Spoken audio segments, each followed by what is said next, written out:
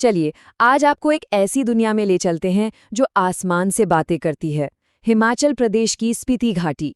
सोचिए, एक विशाल ठंडा रेगिस्तान जहां हवा में भी एक खामोशी है और नज़र जहां तक जाए बस पहाड़ ही पहाड़ हैं। ये बंजर सी दिखने वाली खूबसूरती अपने अंदर न जाने कितने राज और जीवन समेटे हुए है। और जानते हैं, ठीक यहीं पर भारत के संरक्षण के इतिहास में एक बिल्कुल नया पन्ना लिखा गया है। एक तारीख नोट कर लीजिए, 7 मई 2025। ये वो दिन है जो भारत के वन्यजीव संरक्षण के इतिहास में हमेशा याद रखा जाएगा।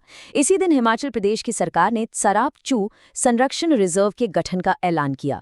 अब आप सोचेंगे कि इसमें क्या खास है। खास ये है कि ये सिर्फ एक और प्रोटेक्टेड एरिया नहीं है, बल्कि ये अब भारत का सबसे बड़ा कंजर्वेशन रिजर्व बन गया है। ये एक बहुत बड़ा मील का पत्थर है और आज हम इसी की पूरी कहानी को परत दर परत समझेंगे। ये एक सवाल है जो इस पूरी कहानी की आत्मा है। और ये भूत कौन है? ये है पहाड़ों का वो शानदार शिकारी जिसे हम हिम तेंदुए यानी स्नो लेपर्ड के नाम से जानते हैं। इसे अक्सर पहाड़ों का भूत यानी गोस्ट ऑफ द माउंटेन्स कहा जाता है, क्योंकि ये अपने बर्फीले घर में ऐसे घुल मिल जाता है कि इसे देख पाना लगभग नामुमकिन है। तो सवाल फिर वही है, जो चीज दिखाई ही न दे उसे आप बचाएंगे कैसे? तो इस सवाल का जवाब देने के लिए और इस मायावी शिकारी को बचाने के लिए हिमाचल प्रदेश सरकार ने एक बहुत बड़ा एक ऐतिहासिक कदम उठाया। इसकी नींव तो अक्टूबर 2024 में ही रख दी गई थी, जब मुख्यमंत्री ने वाइल्ड लाइफ वीक के दौरान इसका इरादा जाहिर किया।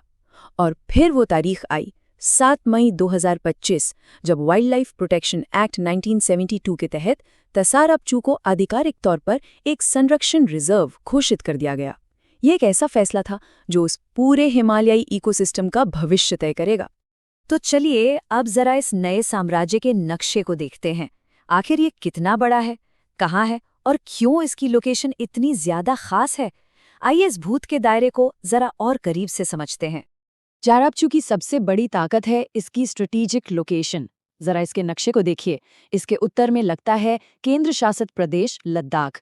पूरब में ये सीधे किब्बड़ वाइल्ड लाइफ सैंक्चुरी से जुड़ जाता है। दक्षिण में इसकी सीमा बनाता है कब्जिमा नाला और पश्चिम में ये चंद्रताल वाइल्ड लाइफ सैंक्चुरी और बारालाचा पास तक फैला हुआ है। मतलब ये सिर्फ जमीन का एक टुकड़ा नहीं, बल्कि पहले से मौजूद संरक्षित इलाकों को जोड़ने वाला एक बहुत ही जरूरी नेटवर्क है।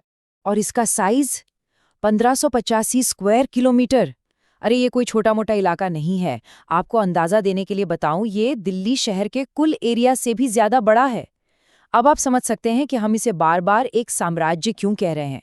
ये वाकई एक बहुत बड़ा साम्राज्य है जिसे खास तौर पर हिम तेंदुए और वहां रहने वाले दूसरे जीवों के लिए बनाया गया है। तो इस विशाल साम्राज्य का सबसे जरूरी काम क्या है? इसका सबसे बड़ा इकोलॉजिकल रोल है एक वाइल्ड लाइफ कॉरिडोर की तरह काम करना। आसान भाषा में कहें तो ये एक सुपर हाईवे है जो दो बड़े प्रोटेक्टेड एरियाज किब्बर और चंद्रताल वाइल्ड लाइफ सैंक्चुरी को आपस में जोड़ता है। इस हाईवे की वजह से जानवर बिना किसी रोक टोक के बड़े इलाकों में घूम फिर सकते हैं, जिससे उनकी आबादी स्वस्थ रहती है और जेनेटिक डाइवर्सिटी भी बनी रहती है। अब तक हमने कई बार संरक्षण रिजर्व या कॉन्जर्वेशन रिजर्व शब्द का इस्तेमाल किया है, लेकिन आखिर इसका मतलब क्या होता है और ये नेशनल पार्क या वाइल्ड लाइफ सैंक्चुरी से अलग कैसे है? ये कॉन्सेप्ट समझना बहुत जरूरी है, खासतौर पर उन सभी के लिए जो प्रतियोगी परीक्षाओं की तैयारी कर रहे हैं। तो देखिए, वाइल्ड लाइफ प्रोटेक्शन एक्ट के मुताबिक कंजर्वेशन रिजर्व सरकार के मालिकाना हक वाली वो जमीन होती है जो अक्सर नेशनल पार्क और सैंक्चुरीज के आसपास होती है। इसका मुख्य मकसद होता है लैंडस्केप, फ्लोरा और फौना को प्रोटेक्ट करना। लेकिन यहाँ सबसे जरूरी बात क्या है जानते हैं? इसे बनाने का फैसला हमेशा स्थानीय समुदायों यानी वहाँ रहने वाले लोगों से सलाह मशवरा करने के बाद ही लिया जाता है। यही वो चीज़ है जो इसे खास बनाती है। ये संरक्षण लोगों के साथ मिलकर किया जाता है, उनके खिलाफ नहीं। अगर अब भी थोड़ा कंफ्यूजन है तो चलिए एक बहुत ही आसान उदाहरण से समझते हैं। आप नेशनल पार्क और सैंक्चुरी को संरक्षण के किले मान लीजिए। ये मजबूत किले हैं जो जानवरों के मुख्य घर को बचाते हैं। वहीं कंजर्वेशन रिजर्व्स इन किलों को जोड़ने वाले राजमार्ग यानी हाईवे हैं, जो इन जानवरों को एक किले से दूसरे किले तक जाने के लिए सुरक्षित रास्ता देते हैं। एक स्वस्थ इकोसिस्टम के लिए किले और हाईवे दोनों ही बेहद जरूरी हैं। चलिए अब इस नए साम्राज्य के अंदर चलते हैं और देखते हैं कि इस ऊंचाई वाले ठंडे रेगिस्तान में आखिर कौन कौन रहता है। सारापचू की बायोडाइवर्सिटी वाकई आपको हैरान कर देगी। जैसा कि हमने शुरू में ही बात की थी, ये इलाका हिम तेंदुए यानी पैंथेरा उनसिया का एक बहुत बड़ा गढ़ है। यहाँ उनकी आबादी का घनत्व यानी डेंसिटी काफ़ी ज़्यादा है। और एक बात हमेशा याद रखिए, एक टॉप प्रेडेटर होने के नाते हिम तेंदुए की मौजूदगी इस बात का सबूत है कि पूरा इकोसिस्टम स्वस्थ है। सीधी सी बात है, जहाँ भूत घूमता है वहाँ पहाड़ जिंदा रहते हैं। लेकिन ये कहानी सिर्फ हिम तेंदुए की नहीं है।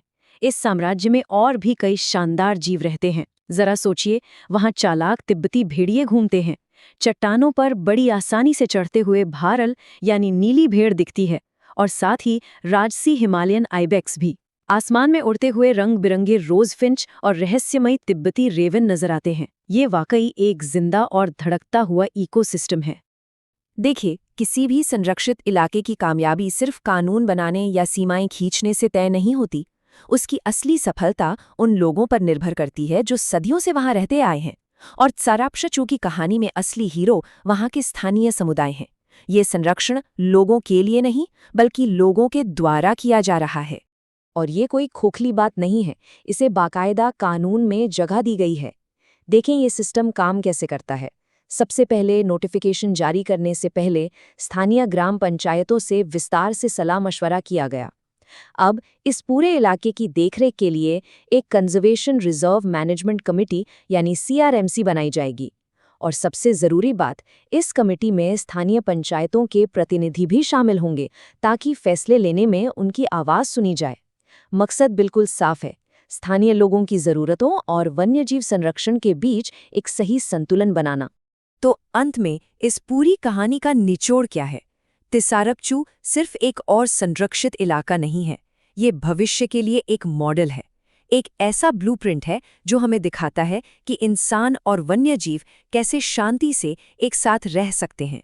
चलिए संक्षेप में समझते हैं कि सारापचू इतना ज़रूरी क्यों है।